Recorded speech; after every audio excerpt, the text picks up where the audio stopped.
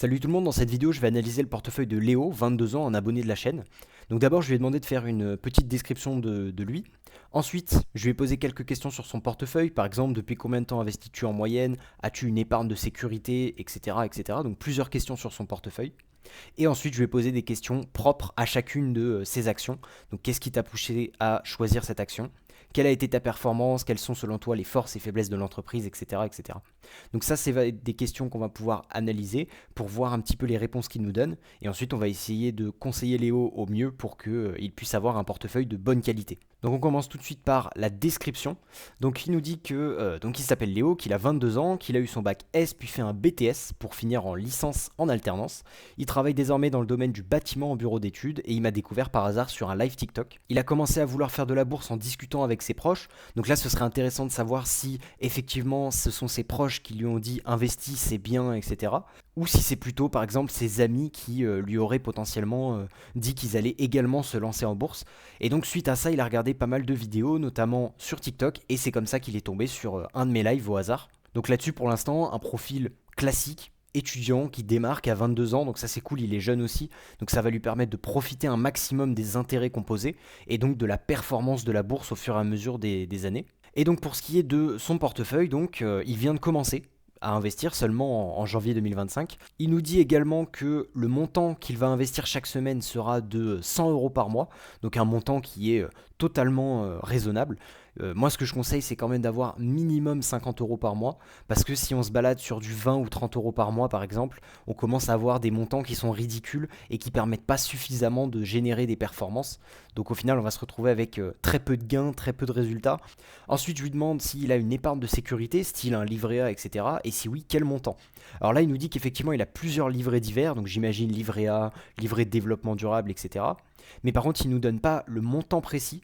Et par contre, il nous dit quand même que ça lui permet de commencer l'investissement. Donc j'imagine qu'il a suffisamment d'épargne quand même pour réussir à être un petit peu en sécurité sur ce côté-là.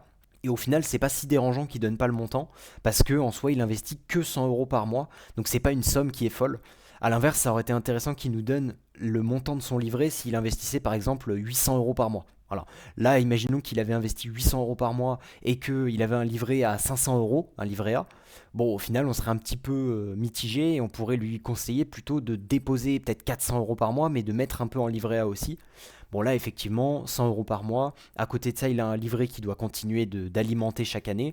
Donc, au final, c'est plutôt intéressant. Ensuite, je lui demande quel est son objectif principal en bourse. Est-ce que c'est la retraite, la liberté financière? Est-ce que c'est par exemple un achat immobilier? Et il nous dit que principalement son objectif c'est la retraite et pourquoi pas la liberté financière.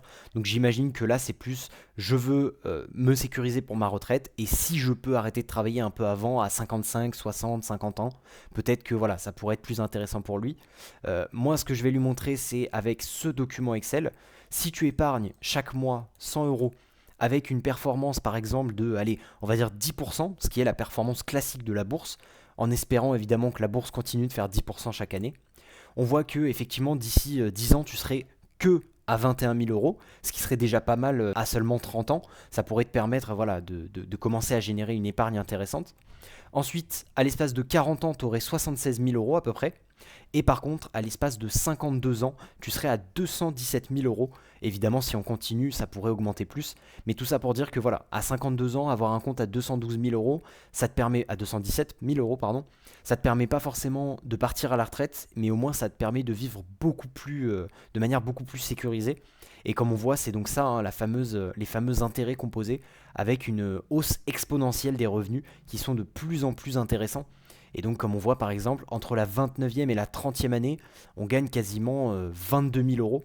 Tandis que si on regarde par exemple entre la 15e et la 16e, on gagne que 6 000 euros techniquement. Donc voilà, vraiment la puissance des intérêts composés. Et imaginons que tu laisses pousser ça jusqu'à la retraite, c'est-à-dire plutôt jusqu'à tes 62 ans. Donc ça voudrait dire 10 ans de plus. On peut s'imaginer évidemment que tu serais à beaucoup plus que 217 000 euros et que tu serais potentiellement aux alentours des 600, 800, peut-être 1 million d'euros suivant tes investissements. Là, évidemment, c'est en partant du principe que tu fais 10% de performance et 100 euros d'investissement par mois. Il faudrait potentiellement se dire que investir 200 euros par mois, ce serait plus intéressant au fur et à mesure, parce qu'au final, la bourse, elle fera peut-être pas 10% chaque année tout le temps, donc elle pourrait peut-être faire 8%, Et si par exemple on descend à 8% avec 100 euros d'investissement, on descendrait à 150 000, sachant que si on investit peut-être allez, 200 euros par mois, au fur et à mesure on serait plutôt vers les 300 000. Donc ce qui peut être intéressant pour toi Léo, c'est qu'au fil de temps, tu réussisses à investir de plus en plus, de sorte à ce que tu sois expérimenté et de plus en plus positionné en bourse, pour que justement ça puisse représenter une grosse part de tout ton patrimoine global et que tu puisses potentiellement partir à la retraite un peu plus tôt. Ça clairement ça pourrait être très intéressant pour toi. Ensuite, combien d'actions et d'ETF possèdes-tu dans ton portefeuille? Il nous dit qu'actuellement il est à 5 actions et qu'il aimerait en avoir une dizaine d'ici quelques semaines et mois et qu'il a également un ETF, le S&P 500. Alors pour ce qui est du S&P 500, personnellement je trouve que c'est très intéressant, c'est un ETF classique, c'est sympa. Maintenant ce qui me dérange plutôt c'est le nombre d'actions que tu as à l'heure actuelle, sachant que tu investis depuis début janvier, avec un montant de 100 euros par mois évidemment. Et là tu aimerais d'ici quelques semaines et mois avoir une dizaine d'actions. Donc en soi avoir une dizaine d'actions c'est bien.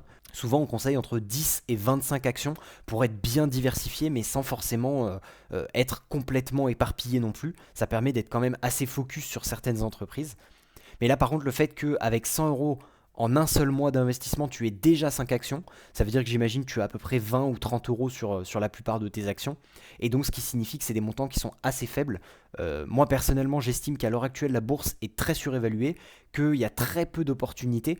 Et donc, le fait que tu me dises que d'ici quelques semaines, tu pourrais avoir plusieurs dizaines d'actions, ça pourrait être quelque chose que je considère comme un red flag. Voilà. À l'heure actuelle, je pars du principe qu'il faudrait plutôt que tu arrêtes de diversifier trop vite et juste que tu profites des belles opportunités. Voilà. On verra notamment juste après les différentes actions que tu as.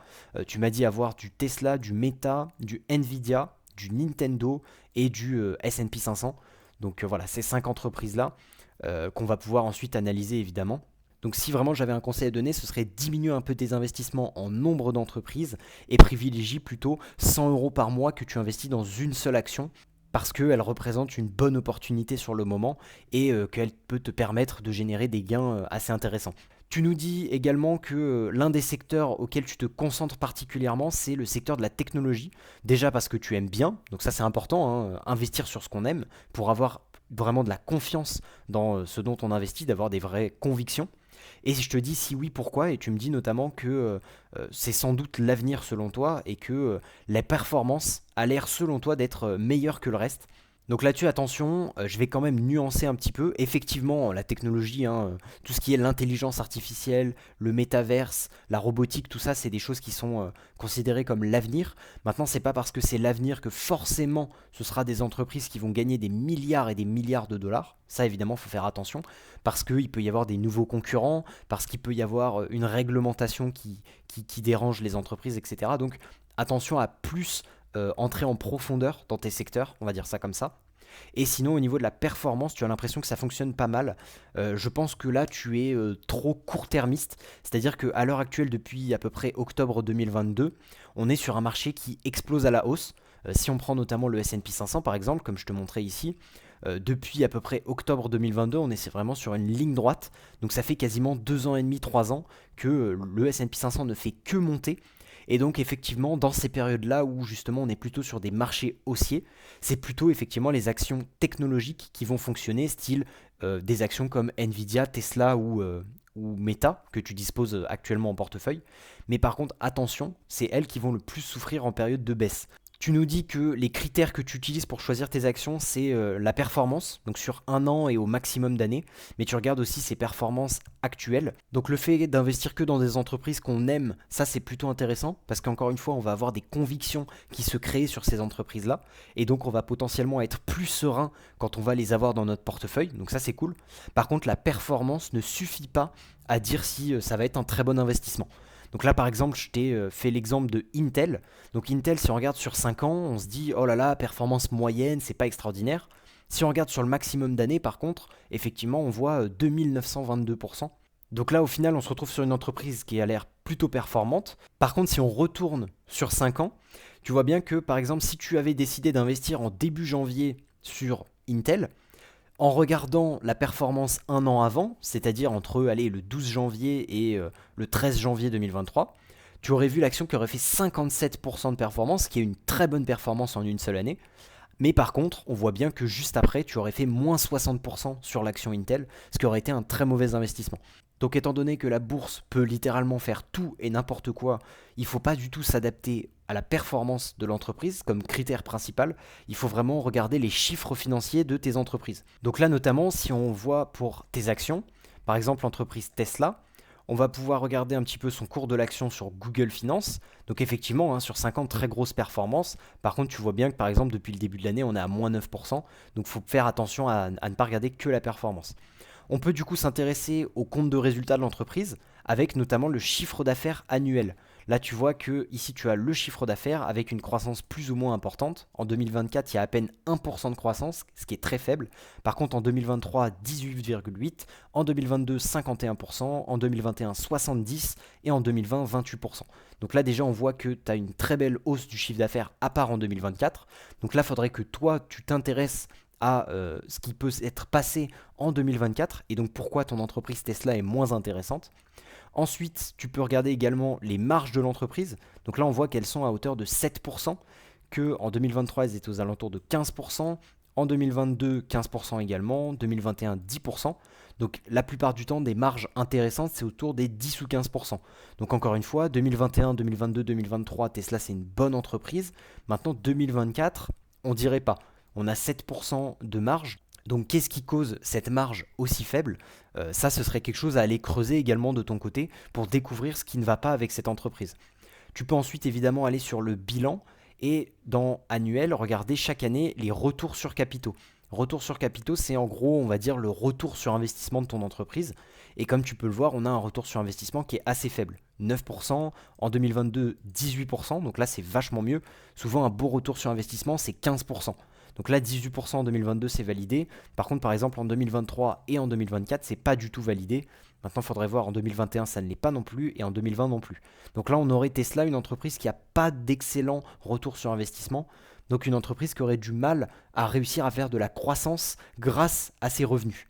Si je regarde les autres entreprises, par exemple Meta, on va avoir une croissance du chiffre d'affaires de 22, 15, moins 1, 37 et 21, donc là un chiffre d'affaires qui a l'air quand même assez intéressant, avec des marges très élevées à hauteur de 33, 28, 19, donc voilà des marges qui sont quand même très élevées en règle générale, et le bilan de l'entreprise avec les retours sur capitaux à 20%, 18, 14, donc là attention on est en dessous des 15%, mais ça reste 14%, ça reste des très bons retours sur capitaux, voilà, 21 en 2021 et 16% en 2020, donc là pareil des critères de qualité qui sont beaucoup plus intéressants, donc là on peut se dire que potentiellement Meta c'est déjà une meilleure entreprise que Tesla.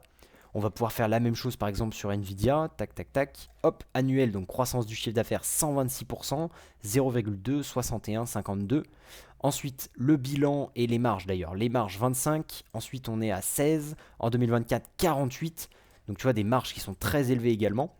Et pour les retours sur capitaux, ici on a 46, 2023 9, donc ça c'est pas exceptionnel, 2022 20, 2021 15, etc. Donc voilà, déjà avec ça, tu te fais un bon premier aperçu sur tes entreprises pour savoir si effectivement ce sont des actions de qualité ou pas.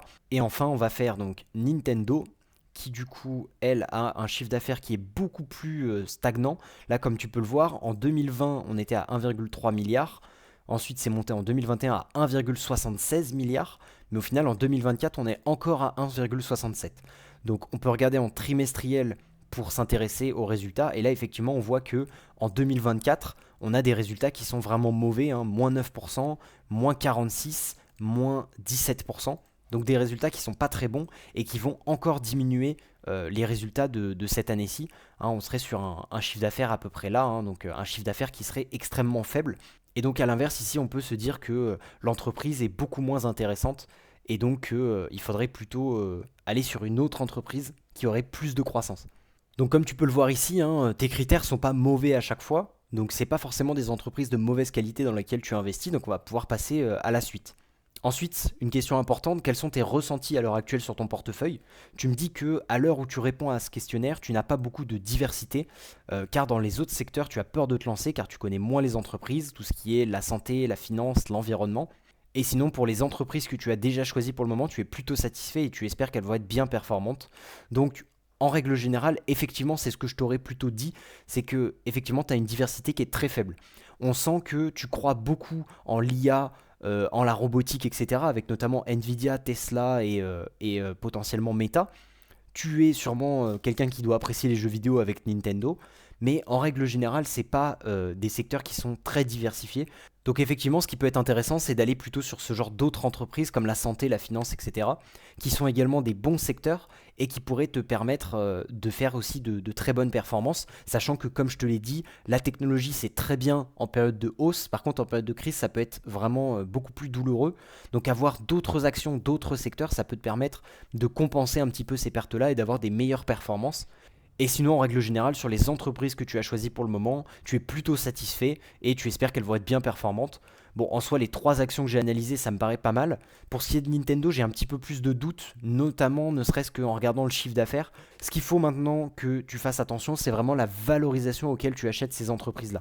Effectivement, si tu souhaites demain acheter un appartement pour faire de l'investissement immobilier, tu achèteras pas 3 millions d'euros, un tout petit appartement avec une seule chambre, une toute petite cuisine et une salle de bain avec des toilettes dedans. Tu l'achèterais beaucoup moins cher et potentiellement que sur Paris ça pourrait te revenir à 600, 700 000 euros, mais en tout cas tu l'achèterais pas 3 millions d'euros, ce serait beaucoup trop cher. Et bien là c'est exactement pareil pour tes entreprises. Et donc en les achetant trop cher, tu vas te retrouver avec des actions qui vont pas forcément performer. Je prends notamment comme exemple Nvidia par exemple, une action que tu détiens, si tu l'avais achetée à 147 dollars, comme tu peux le voir à l'heure actuelle, elle serait à 127,77. Donc au final, tu l'aurais pas acheté à un prix très intéressant parce que tu aurais pu l'acheter moins cher. Donc attention à ne pas acheter les actions de manière trop hasardeuse. Essaie de valoriser tes actions pour ensuite essayer d'investir proprement sur ces entreprises-là. Ce qui te permettra évidemment par la suite d'avoir de bien meilleures performances. On termine du coup ton questionnaire. Tu nous dis évidemment que voilà, si tu devais donner un conseil à un débutant qui regarde cette vidéo, que lui dirais-tu? D'écouter les conseils d'Antoine CH. Voilà, donc n'hésitez pas à vous abonner, à liker cette vidéo et à envoyer un petit commentaire si vous êtes d'accord sur mon analyse de portefeuille. Et du coup, la dernière question que je te pose, c'est quelle est ta plus grande fierté en tant qu'investisseur? Donc toi, ta plus grande fierté, ce serait de montrer à des gens qui ne croient pas en la bourse, donc ce qui est quand même un comportement qui est très français, que c'est possible de faire de l'argent en essayant de faire les bons choix. Donc effectivement, je pense que voilà, t'es bien parti, tu démarres assez jeune, etc. Comme je te disais, essaie d'appliquer les conseils que je t'ai partagés ici. Et je pense que au fur et à mesure des années, tu pourras très facilement montrer aux gens justement qui ne croient pas en la bourse que toi ça marche, tout comme j'ai réussi à le faire. Je note aussi que tu n'as pas spécialement répondu aux questions action par action, donc qu'est-ce qui t'a poussé à acheter cette action, etc.